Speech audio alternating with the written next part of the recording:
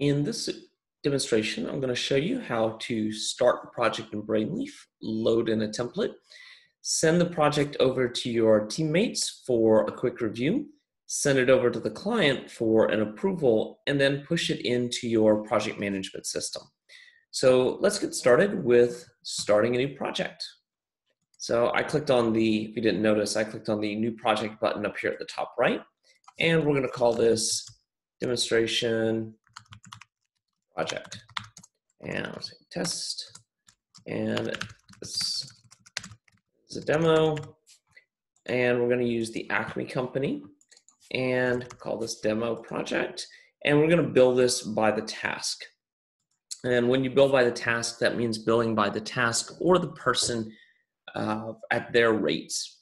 So now we've got this. We're going to open up our template. We're going to select the WordPress business website and drop that in.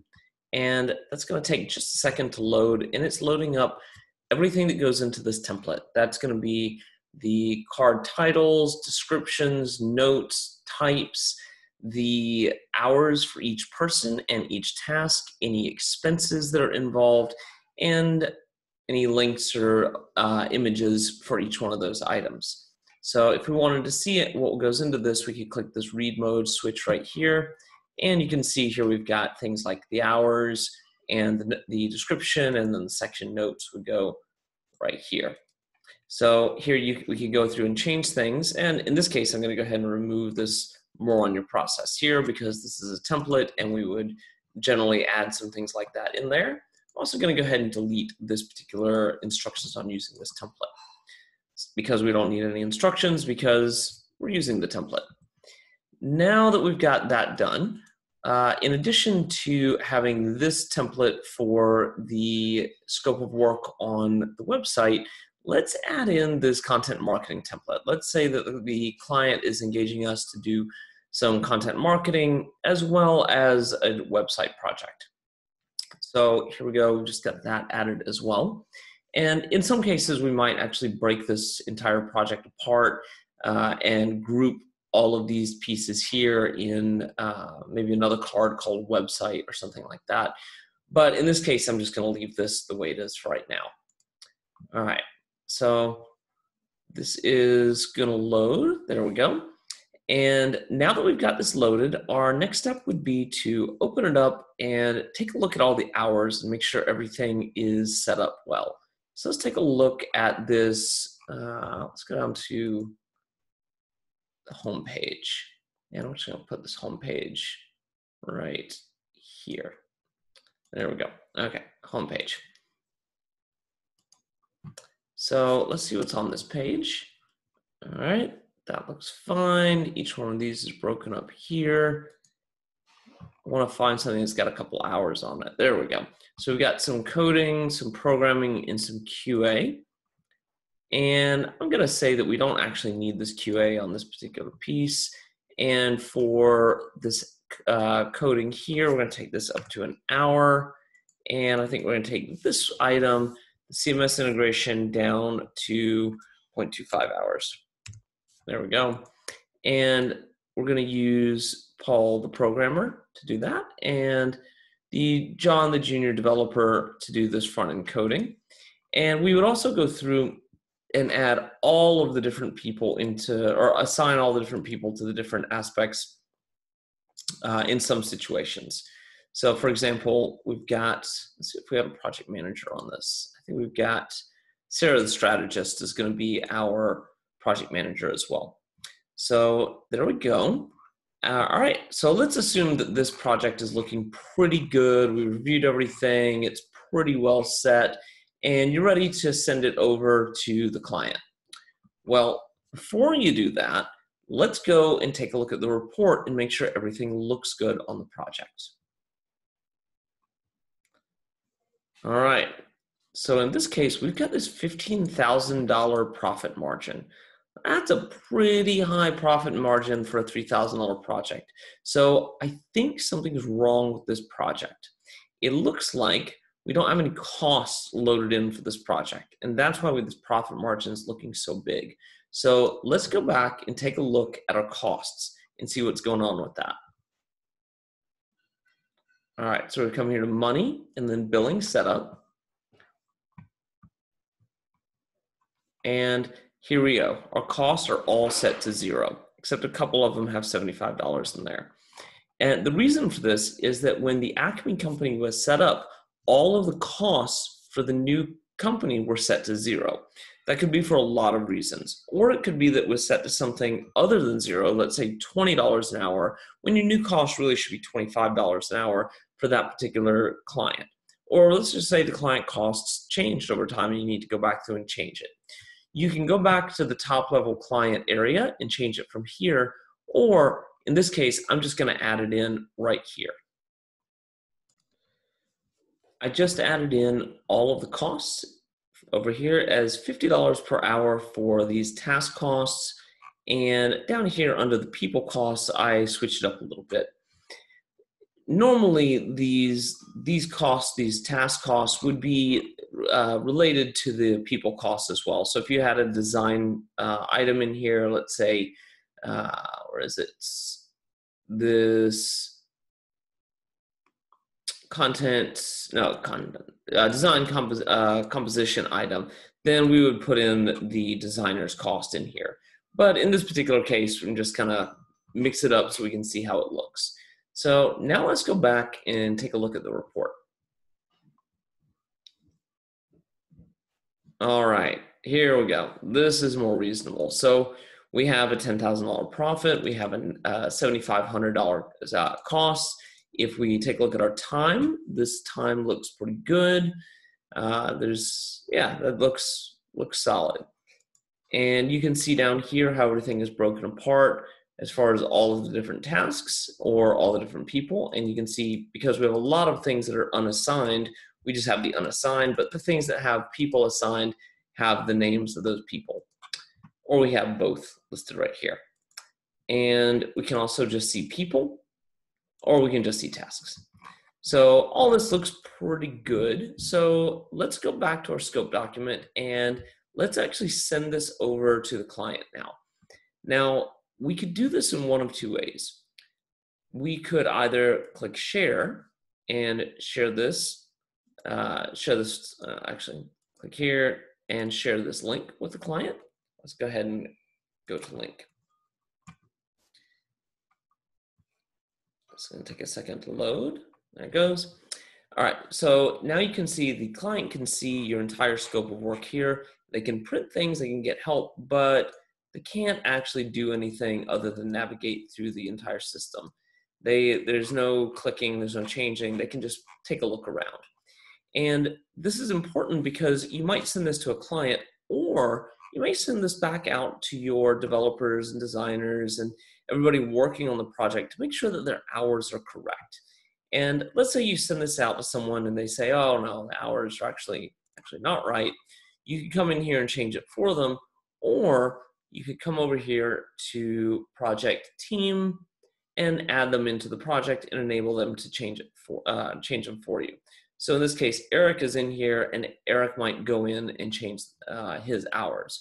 In this case, he actually doesn't have any hours, but that's fine. Okay, so one other very important note about people adding hours into projects like this. It's really, really important that people go in and add hours granularly. So in some situations, we have things like content generation on an article.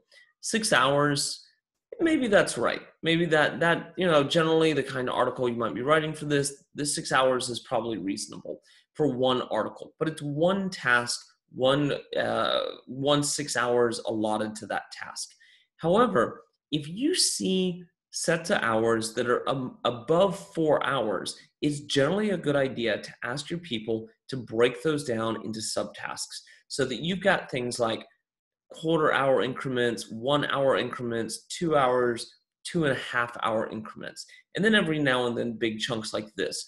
But if you see something that is like 30 hours or 20 hours that is really made up of a large set of other smaller tasks, my recommendation is that you break those tasks down into smaller increments, because when people have to think about their hours and think about breaking things down, your hours are generally much more accurate than if you were just to put in a big chunk of hours. So for example, if I were to say, some sort of feature that I'm building in a website, and I just say 40 hours, but I don't really think about how much time that's actually going to take me, maybe it's 40, maybe it's not. But if I break it down into 1 hour increments of every single thing that needs to get done, I'm really going to think about what goes into that project. And my hours in general are going to be substantially more accurate.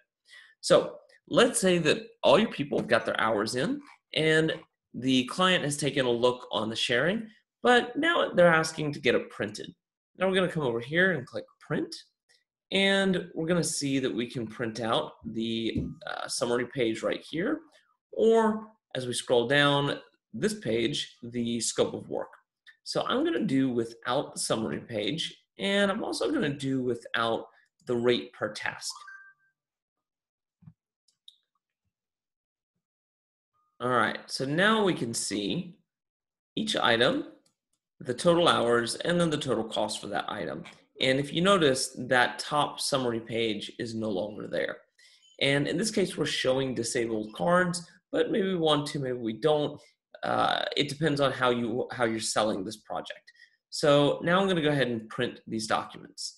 And it's going to send me this document in a PDF to my email. So let's go take a look at what that looks like. Here we go.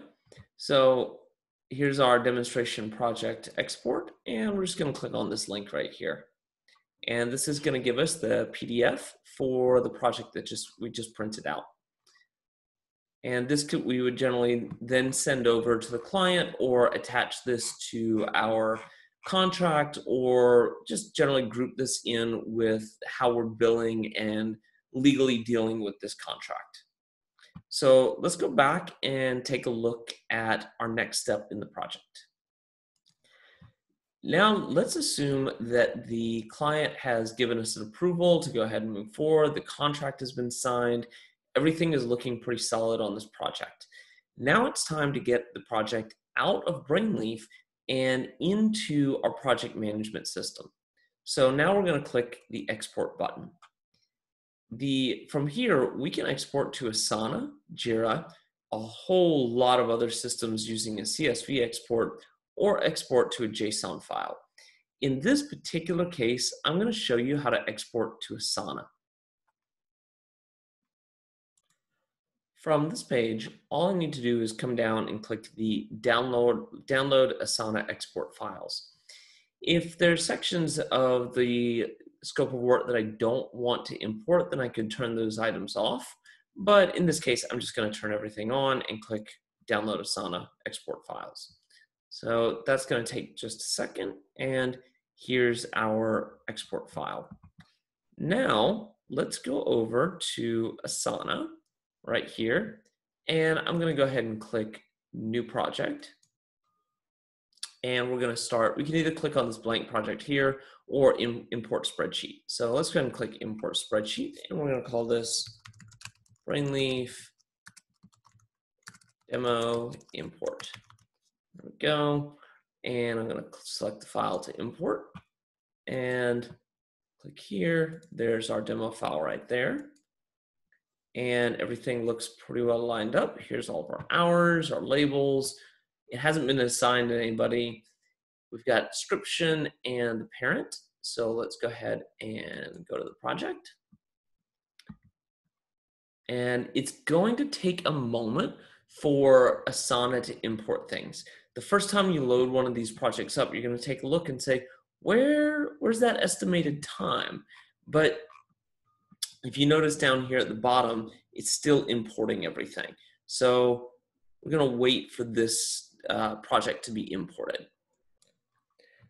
Now that all of the tasks have been imported, we can see our estimated times are loaded, and we've got an assignee and an assigned to column.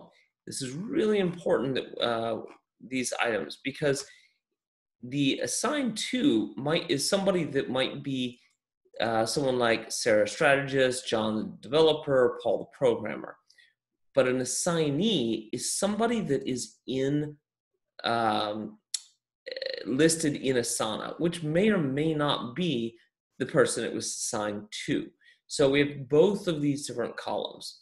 Additionally, Asana automatically adds this due date column, and we didn't have any due dates within the BrainLeaf scope of work. We just have what is it, not when is it due. So that's why you see these first three items. And then we have the assigned time, and in some situations we have a label as well. So that's why we've got those particular columns. So let's take a look at something with some items in it. Maybe let's take a look at this item. This item, promotional image rotator, which goes on the home page. So the promotional image rotator has 1.25 hours assigned to it. We didn't have it assigned to any of the people, but I'll go ahead and say it's assigned to that junior developer. Here's a list of all the things that go into that area. It's a part of this project, and it has these two items, coding and programming, attached to it. So the total amount was 1.25 hours, and let's take a look at coding and programming. So this just gives us a total for, I'm sorry, the description of what this particular item is and a duplicate description of what was in the previous area. And so anybody working on this project can log their time against this total estimated hours, or you can just load these hours into your time tracking tool so people can see what the total estimate is for those items. And that's it. The system, it needs a little bit of adjustment in some cases because Asana doesn't allow us to set up things like milestones within BrainLeaf. So the project manager may need to come in and move things around a little bit, but for the most part, everything has been moved around and all of the text has been copied, and many of the people have been assigned to the things they need to be assigned to. You'll still need to come in and click the assignee, the people that are actually in Asana, but most of it is done. So that's how you get things going in here. And then from Asana, you would come in and say, set up your timelines, your milestones, everything else, and kick the project off. And so that is how you use the BrainLeaf system to go all the way from the very beginning to the very end of this process. If you have any questions, if you want to know how to further optimize this process, please feel free to reach out, and we'd love to talk to you. Have a great day. We'll talk to you soon.